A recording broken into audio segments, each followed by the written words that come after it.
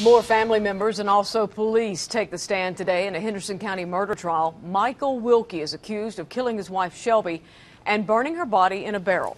Along with testimony from Shelby Wilkie's father and brother, today jurors also heard from police about what they saw when they went into the couple's home. News 13's Evan Donovan is live from the Henderson County Courthouse. Evan? Yeah, that's right, Tammy. The third day of the trial started with Bill Sprowls, the father of the victim, Shelby Wilkie.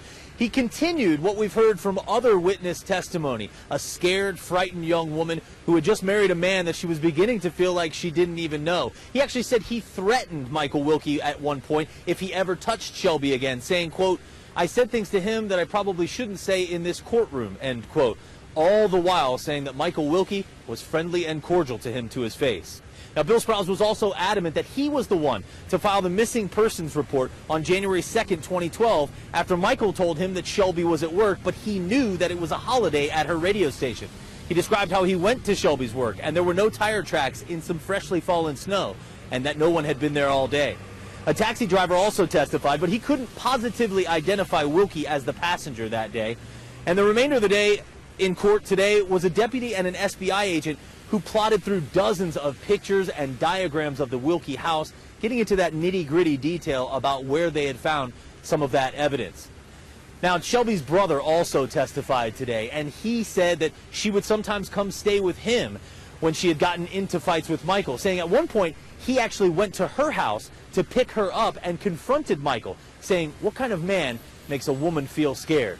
Now, coming up at 6, if you've ever seen any crime shows, you've probably seen them spray that stuff on blood to get it to show up in dark light. There was a bit of controversy about that today in court.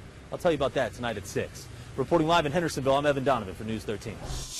Continuing coverage of the Henderson County murder trial of Michael Wilkie. He's accused of killing his wife in 2012. Shelby Wilkie's family members and investigators were among those taking the stand today. News 13's Evan Donovan was in the courtroom, joins us with details on testimony. Evan? Yeah, thanks, Frank. Earlier tonight at 5, we told you about the regretful testimony of the victim's brother and father, who are Bill Sprowls Sr. and Bill Sprowls III, both of them describing what was a time they were trying to get Shelby Wilkie out of this relationship and out of that house and trying to protect her, but felt like they didn't do it in time. The afternoon was dominated by 2 law enforcement officers, Agent Officer Jason Capps of the Henderson County Sheriff's Office and Agent Chris Brenzel of the State Bureau of Investigation. Both of them plotted through dozens of pictures and a diagram of the house, taking jurors through each point where they collected evidence and marking it on that poster-sized diagram. It was a little bit slow for an afternoon, certainly nothing like we've seen of testimony the past few days.